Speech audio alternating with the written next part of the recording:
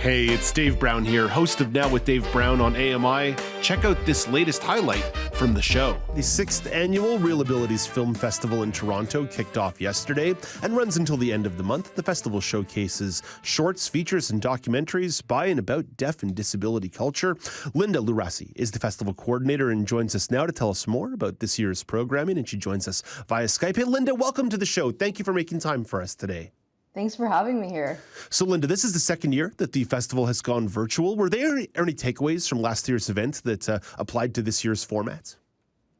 I think definitely there were some lessons learned about what works and what doesn't in terms of making the process as smooth as possible for audiences. But I think more than anything, we were just heartened by how well we were able to reach larger audiences by moving virtually. Yeah, that's been one of the positive takeaways of the pandemic, is that a lot of these festivals and a lot of this content can get into the eyes and ears of more people, which is super, super cool, which I'm sure a lot of the filmmakers appreciate as well. Now, our senior producer, Andrika Delanero, was poring over this year's lineup, and one film that caught her attention was a Mexican film about a cello player who's blind called Carmen. Now, are there any other films being featured at the showcase? This particular film that is shown called Carmen, which, as you said, is a really lyrical, beautiful film about a blind cellist, and we're really excited to have Carmen herself and the director of the film that will be joining us for a Q&A. That will be moderated by our wonderful juror, Fran Odette. And it's just an incredibly poignant film, and I think it's something we really want to share with the community. How cool is that when people get a chance to do those Q&As with the directors right after seeing the films? How much does that make the whole festival seem like so much more of a personal experience, even if it is virtual?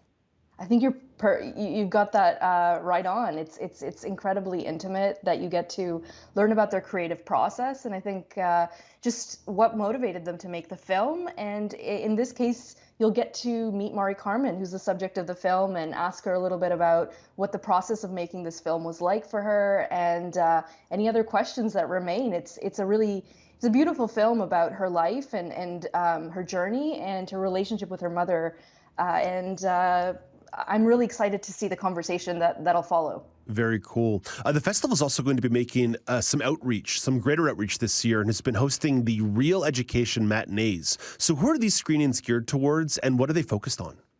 So Real Education Matinees are for kindergarten to grade 12. There are a series of films paired with workshops and live events. And we have been working really, really hard to promote this to educators, both what were previously in-classroom educators, but also homeschoolers. And these are really incredible and interactive opportunities for kids to learn about disability and diversity and inclusion. And we just kicked off Real Education yesterday, and it goes until the 21st. And these are all free to register for anyone who would like to attend and participate. Very, very cool. Yeah, I love that outreach and getting more people aware. It's wonderful, wonderful. Our colleagues here at AMI are also going to be involved in a presentation this year. So what workshop will we be offering, and what can attendees expect? Yeah, we were so excited to work with AMI on this. There's so much interest already for this workshop. It's on creating accessible social media content. So there is, I think predictably there's a demand out there. A lot of us are on social media, and it's important to be able to learn to make this, the work that we put out there as accessible to everyone as possible. So we're really excited. And we're really, there's a lot of interest in this already. So, yeah. Very cool. Well, beyond even shorts and films and documentaries, there's going to be a RAF comedy night, which is going to be featuring various comedians, including our very own entertainment critic, Michael McNeely. Who else is going to be hitting the virtual stage for this RAF comedy night? So yeah, a RAF Comedy Night is always a blast. It's always a really popular event, and it's hosted once again by our wonderful Ophira Kaloff. And it'll be a mix of live events, live stand-up acts, and filmed elements. So we've got, as I said, stand-up, storytelling, improv, and sketch. And some of the featured performers will be Crip Out Comedy, which is a virtual sketch comedy troupe. We'll have familiar faces like Desiree Walsh, Velvet Duke, and Avon Port, and we'll also have some new faces like Issa Kixon and Crystal Nussbaum. So we're inviting everybody to join us and have a laugh with us. Very cool. All right, so I've asked you a lot of very specific questions about some individual elements here, but obviously there's so much going on at the festival. I'm curious if you just want to give us a bit of an overview of some other Q&As or workshops taking place this year that you want to take some time to highlight. And feel free to take as much time as you like here. I know you guys have all kinds of cool programming lined up. Yeah, so where to start? So thank you for mentioning Mari Carmen. I think that was a film that I really just wanted to highlight. It's going to be a really it's a really beautiful film. Additionally, we have a film called The Special, which is from Venezuela, and it's a very tender film about a man named Chuo who has Down syndrome, and his relationship with his father. And we will be following this screening with a Navigating Parent-Child Relationships panel, which is moderated by Holland Bloor Review's Louise Kinross. And we've got 3 young adults and their parents that will be joining us on what will be a really interesting conversation about how we navigate the transition to independence as young adults with disabilities. So that's a really wonderful event. We also have our opening night event, Give Me Liberty, which is a really wonderfully chaotic film that'll be followed by a really remarkable panel on care across communities. So we'll be exploring the work and meaning of activism, allyship, and interdependence across disability communities. And I think in this moment in particular, we've all recognized the need to reach out and support one another. And so I think this will be definitely an event worth checking out.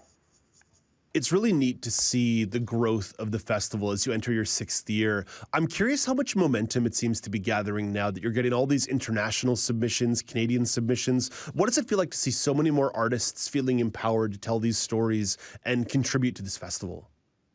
I think there's nothing more heartening than this. It's exactly why we do what we do, to give this platform to these incredible filmmakers, some of whom are established, others who are emerging, who have these incredibly unique stories to tell, these very important stories to tell, and to have audiences that are eager to listen and to hear these stories, and to participate in these really important discussions that are worth having, not only at our festival but year round and in the greater media scene as well. Linda, I know it's a busy time for you and your colleagues, so thank you for making some time to speak with us this morning. I'm sure there's a lot of folks who are looking forward to checking out some elements of the festival. So best of luck to you and your colleagues, and hopefully we get a chance to connect again down the road. Thank you so much. Hope to see you at the festival. Absolutely. That's Linda Luarasi, the festival coordinator for this year's ReelAbilities Film Festival in Toronto. It runs from now until May the 31st. And for a full list of programming in the film schedule, you can visit reelabilities.org/Toronto. That's reelabilities.org/Toronto. And reel is spelled REEL, as in a film reel, not as in real. So REEL, reelabilities.org/Toronto. Do you want to dive into more conversations like this? Watch Now with Dave Brown weekdays at 9 a.m. Eastern on AMI TV or download the podcasts wherever you listen.